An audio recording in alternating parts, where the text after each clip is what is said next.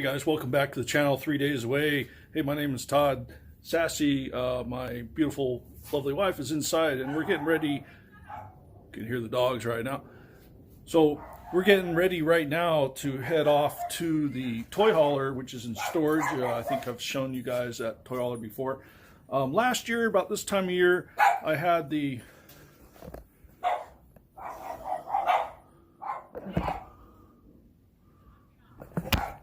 dogs are always on guard duty. Hey. Kill. So last year, this time of year, I had my wheel bearings on the trailer repacked, greased, and then I had some heavy-duty shackle bolt kit with wet bolts installed, and I'm still considering do like a more ride load equalizer of some kind or something like that. But for now, I don't see any kind of wear and tear that's significant to justify it yet. So I bought one of these Harbor Freight pneumatic grease guns, and I really like the idea of just pulling a trigger and the grease is instantly packed in there. So I'm just going to go ahead and get it set up right now. We're going to pack up the truck and head off over to storage. Now, there's a couple things you need to get with this grease gun. Now, they're inexpensive, okay, but you're going to need to get a 14-ounce tube of grease. I picked up the Staplex red, and then you're also going to need a quick disconnect male nipple. It doesn't come with one from what I understand, but I always have these sitting around. They're just good to have around, as you guys know. 14-inch or 9/16 wrench, put that thing on. Don't forget your Teflon tape, and maybe, you know, a hammer if things don't work out for you. So anyway, let me quickly set this up and then we're going to get moving. All right, guys, so first things first, we're going to go ahead and open the contents. Okay, nice little hose. Grease gun itself. Instructions, I don't know. Huh. Okay. Yeah, I like that they have this nice little bag here. Not bad. Hey, this looks like some kind of a paper cotton mesh or something like that. Not bad. This is actually kind of cool. I'm going to keep it clean, and when I'm done using this, I'm going to put it back in there. So here we go, guys. Obviously, a little warning tag here. Get rid of it. This means, yeah, obviously, air. Okay. Oh, oil daily. So before I forget, guys, definitely going to oil this up. So I'm going to pour a little bit of this oil in here. This is the end to do it. Just needs a few holes. I'm sorry. Just needs a few drops. Kind of shake it in there. Yeah, before you forget, be sure to oil that little orifice right there. So the first thing I'm going to do is unscrew this. There we go. Nice little shot inside. Everything's kind of lubed so far. Feels really nice. And I'm going to pull this back. Just want to pull that back, kind of get it ready to go here. So I'm going to set that aside. And here's a nice look at the actual grease gun itself, guys. Nice little trigger here. You know, for anything it's worth. Maybe that's the manufacturing date, February 21, which means it's 2 years old.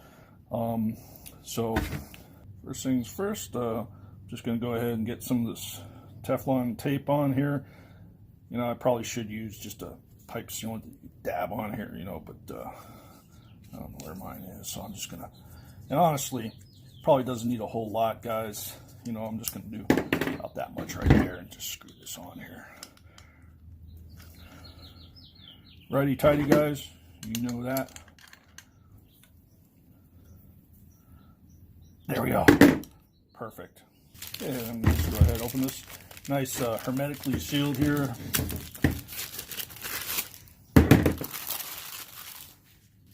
Properly sealed for your protection. Okay, this is obviously the working end, guys, which means you want to put more Teflon right there. And it looks like a 11 millimeter, oh, 12 millimeter is the trick on that. So I'm just going to go ahead and screw that on there. Kind of get it on there hand tight. And then I'm just going to give it kind of a little snug up. As you can see, it's kind of pre-lubed in here, so you don't really need to add anything. Let's load it up. First things first, pull off that rubber cap, insert like so. It's a nice tight fit, just like that. Make sure that your tube is all the way locked back, guys. There you go. See that? You got to make sure that you pull that and make sure this is all the way out, guys. And it's just a matter of popping the cap here like this. Then we're just going to screw this in. No Teflon required here, guys. And this is just going to be a hand tight, snug fit, right? Okay. No need to get anything on here. You know, you don't need to get channel locks and twist this on thing. Now, then you want to release this and push it on down. Okay, and that locks into place, and that's it, guys. This is your setup, guys. All right, this is locked all the way down. Okay, this little mechanism here, what you want to do is just tug on it, make sure it's, okay, push in. There you go. Make sure it's in. Obviously, this is your trigger. It's your air connection. I've already dropped the lubricating oil in there for air tools. This is your primary air release. And this is some other kind of bleed valve. We're going to try that out right now. So let's hook it up to our compressor, see what we got. Okay. Okay, just connect the air. Okay, now first thing you want to do is listen for any leaks. I don't hear any leaks, guys. So far, this thing's nice and tight. All right, first let's see if we got some grease. There we go. Nice. All right, that's it, guys. Let's pack up and head to the trailer.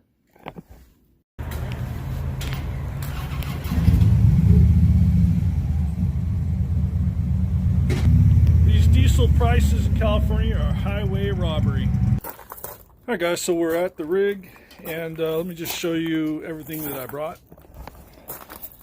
So we got our compressor, got the pneumatic grease gun, extension cord, we got a tarp to lay on, some rags, some solvent resistant rubber gloves, at least I think they're solvent resistant, and a rock star.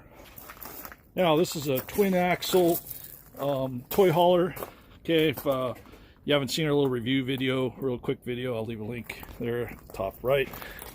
These are about 5,300 pound axles each. As you see here in the middle, we have a one of these little heavy duty shackle kits with extra thick plates, and they're wet bolts. Although I'm really disappointed that the shop that installed them didn't put the grease nipple on the front here. You know, I'd rather grease that one in the front, but I got to get to the back to grease all the other ones anyway. There's a shot of the back one. Okay, as you guys can see there, we got the 4 in the middle. Got the nipples right there. And I just noticed that my middle one,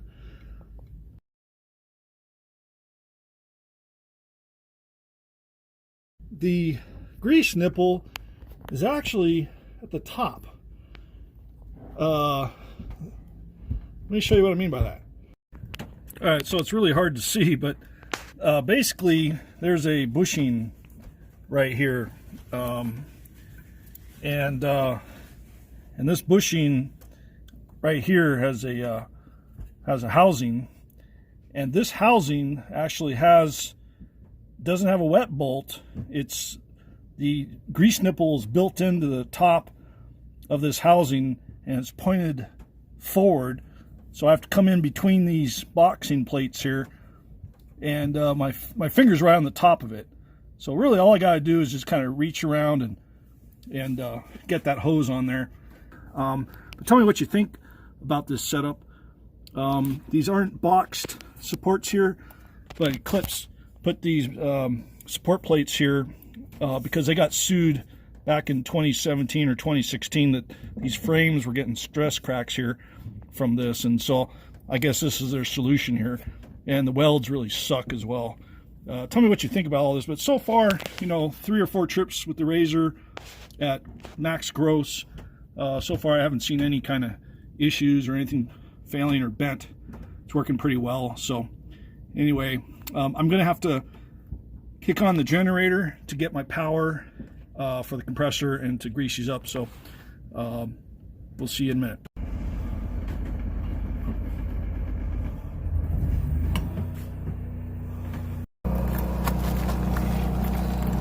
Alright guys, so I cleaned up the nipple a little bit. Now what I'm looking for is some fresh red grease to squeeze out of these edges here, and then I'll know it took a good load of grease.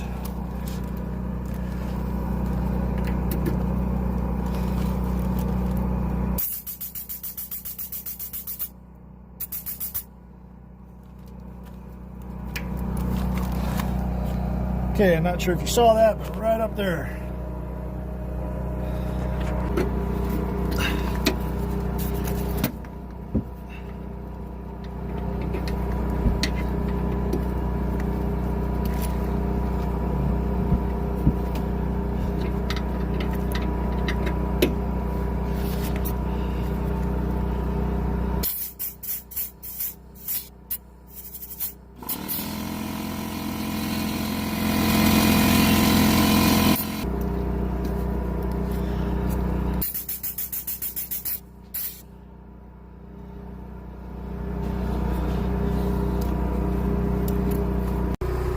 All right, the other side, street side, was just as easy, went a little bit faster, and except this top one on the rear shackle, you know, wouldn't accept grease. So I'm not sure what could be going on there, but that would be suspect then. If comes the time soon that I'm going to take that out, that's going to be the first one I take out to inspect.